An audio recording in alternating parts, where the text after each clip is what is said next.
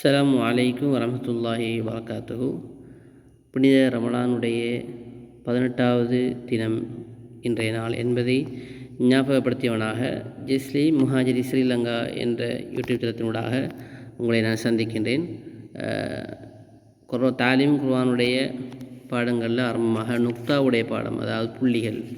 அடுத்தது அலிஃபாவுடைய பாடம், ஜீம் ஹா ஹா தால் தா ஜா சீன் ஷீன் சாது லாது தா ஐன் கைன் ஃப காஃப் காஃப் லாம் மீம் நூன் வாவ் ஹா ஹம்ஸா யா போன்ற 29 எழுத்துக்கள் தான். இந்த 29 எழுத்துக்கள் அடிப்படையான 29 எழுத்துக்கள் கட்டாயம். ஒரு மொழி படிப்பதாக நாங்கள் இருந்தால் அடிப்படையான எழுத்துக்களை நாங்கள் கற்க வேண்டும். இங்கிலீஷுடைய ஆங்கில பகுதிகள் எடுத்தால் ஏபிசிடி என்றும், தமிழ் பகுதியில் ஆனாவன, அதுபோல தான் அரபு பாடம். இந்த குர்ஆனுடைய இந்த மொழியை நாங்கள் படிப்பதாக இருந்தால் அலிஃப் பாத்தா அடிப்படையான இந்த ஆரம்ப எழுத்துக்களை கட்டாயம் தெரிந்திருக்க வேண்டும். அது மிக முக்கியம். அது தெரிந்தால்தான் நாங்கள் ஏனைய பாடங்களை படிப்பதற்கு மிக இலகுவாக இருக்கும். அரபை பொறுத்த வரைக்கும், இந்த குர்ஆனை பொறுத்த வரைக்கும் அது இன்னொரு மொழி, எங்களுடைய தாய்மொழி அல்ல. தாய்மொழியிலேயே தமிழ் மொழியை நாங்கள் எத்தனையோ பேர் சரியாக வாசிப்பதற்கும் எழுதுவதற்கும் விளங்குவதற்கும் உச்சரிப்பதற்கும் பின்தங்கிய நிலையில் இருக்கின்ற அதே வேளையில் இன்னொரு மொழியை நாங்கள் படிக்கின்றோம். அடுத்த மொழி பிறமொழி எங்களுடைய அடிப்படையான மொழியாக இருந்தாலும் அது எங்களுடைய நாட்டை பொறுத்த வரைக்கும் இது 2வது மொழி தான். இது நாங்கள் இன்னொரு மொழியை படிக்கிறோம், அரபை. அப்போ இதில் சிரமங்கள் கஷ்டங்கள் இருக்கும். இவைகள் நல்ல முறையில் படித்து விளங்கினால்தான் குர்ஆனை சம்பூர்ணமாக விளங்க முடியும். அந்த வகையில் நாங்கள் 29 எழுத்துக்கள் அல் ஹுரூஃப் என்று சொல்லக்கூடிய 29 எழுத்துக்களையும் நாங்கள் பார்த்து விட்டோம். இந்த 29 எழுத்துக்களும் அலிஃப் பா தா சா என்று வரக்கூடிய ஹம்ஸா யா வருகின்ற வரைக்கும் 29 எழுத்துக்களும் ஒவ்வொரு எழுத்தும் அலிஃப் பா தா என்ற எழுத்து சா என்ற எழுத்து ஒவ்வொன்றும் வித்தியாசமான முறைகளில் குர்ஆனில் பதிவு செய்யப்பட்டிருக்குது. அதையும் நாங்கள் விளங்கிக் கொள்ள வேண்டும். அலிஃப் எப்படியெல்லாம் என்ன வடிவங்களில் வரும், பா எப்படியெல்லாம் எழுதப்படும், தா எப்படியெல்லாம் எழுதப்படும், சா எப்படி எழுதப்படும், ஜீம் என்னென்ன வடிவங்களில் வரும், ஹா என்ன அமைப்பில் வரும், ஹா எந்தெந்த வடிவங்களில் வரும். இப்படி 29 எழுத்துக்களும் வித்தியாசமான அமைப்புகளை கொண்டது. அந்த பகுதியை நாங்கள் விளங்கினால் அதையும் விளங்க வேண்டும். அல் ஹுரூஃபில் அது ஒரு 2வது பகுதி. குர்ஆனை படிப்பதற்கு அல் ஹுரூஃப் எழுத்துக்கள், அடுத்து அல் ஹரக்காத் அடையாள குறியீடுகள், அடுத்தது அதை இணைத்து ஓதுகின்ற பாடமுறை, அடுத்து தஜ்வீத்.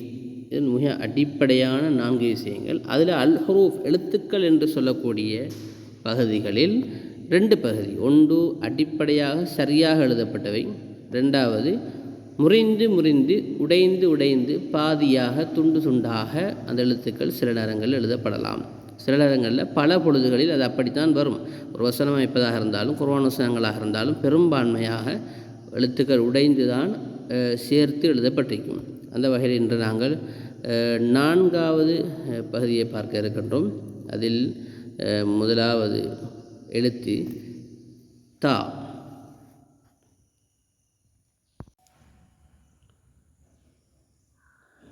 அந்த பாடங்களை நாங்கள் இன்று பார்க்கலாம். முதலாவதாக ஆவுது ஓதிக்கொள்ள வேண்டும். அல் பஸ்மலா பிஸ்மி ஓதிக்கொள்ள வேண்டும். أعوذ بالله من الشيطان الرجيم بسم الله الرحمن الرحيم. இந்த 2 வசனங்களும் கட்டாயமாக குர்ஆனை படிக்க இருப்பவர்கள், மாணவர்கள், குர்ஆனை தெரிந்து கொள்ள ஆசைப்படுபவர்கள் அல்லது குர்ஆன் ஓதி பழக்கப்பட்டவர்கள் கூட யாராக இருந்தாலும் குர்ஆனை ஆரம்பிப்பதாக இருந்தால் இந்த ஆவுது பிஸ்மி ஓதித்தான் ஆரம்பம் செய்ய வேண்டும் என்பதை நாங்கள் மறந்துவிடக்கூடாது. தா தா தா இந்த 2 வடிவத்திலையும் எழுதப்படும். நன்றாக கவனித்துக் கொள்ளுங்கள். இப்படி வந்தாலும் அடிப்படையான எழுத்து தாதான், இப்படி எழுதப்பட்டாலும் அது தாதான். அடுத்தது ஹா. இந்த ஹா இந்த அமைப்பில் துண்டாக எழுதப்படும் ஹா. அடுத்த அடிப்படையான எழுத்து ரா. குர்ஆனில் இந்த அமைப்பிலும் ரா எழுதப்படும். இது ரெண்டுமே ரா ரா. ஜா. ஜா அடிப்படையில் இப்படி இருக்கும், துண்டாக வரும்போது இந்த அமைப்பில் எழுதப்படும் ஜா ஜா. அடுத்தது காஃப். காஃப் இந்த இரண்டு வடிவங்களிலும் எழுதப்படும். கட்டாயம் கவனித்து கொள்ள வேண்டும். காஃப் காஃப் காஃப் மூணுமே காஃப் தான். ஆனால் இந்த அடிப்படையான இந்த காஃப் இந்த இரண்டு விதங்களில் எழுதப்படும். அது மீம். மீம் இந்த அமைப்பிலும் வரும். மீம் என்று இப்படியும் எழுதப்படும், அல்லது மீம் இப்படி எழுதப்படும், அல்லது மீம் ஒரு சின்னொரு ரவுண்ட் போல குர்ஆனில் காணப்படும். எப்படி வந்தாலும் அது மீம் தான் என்பதை நாங்கள் புரிந்து கொள்ள வேண்டும். அடுத்தது யா. அடிப்படையான எழுத்து யா எப்படி இருக்கும், குர்ஆனில் பல இடங்களில் இப்படி யா இடம்பெறும். அடுத்தது தா, ஹா, ரா, ஜா. ஏற்கனவே சொல்லப்பட்ட எழுத்துக்களை சுருக்கமாக உடைச்சு எழுதப்பட்டிருக்கு.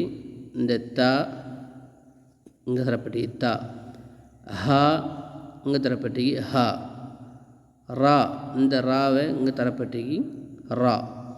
இங்கே உள்ள ஜா உடைஞ்சு எழுதப்பட்டது இங்கே தந்திருக்கு ஜா.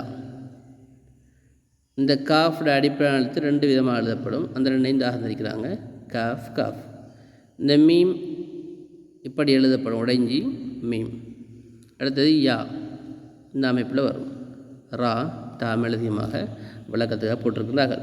எனவே கட்டாயம் நாங்கள் இந்த அமைப்புகளை குர்ஆனில் உடைஞ்சி துண்டு துண்டாக முறிந்து வரக்கூடிய எழுத்துக்களை சரியாக பார்த்து விளங்கி யோசித்து வைத்திருந்தால்தான் தொடர்ந்து குர்ஆன் பாடங்களை படிக்க முடியும்.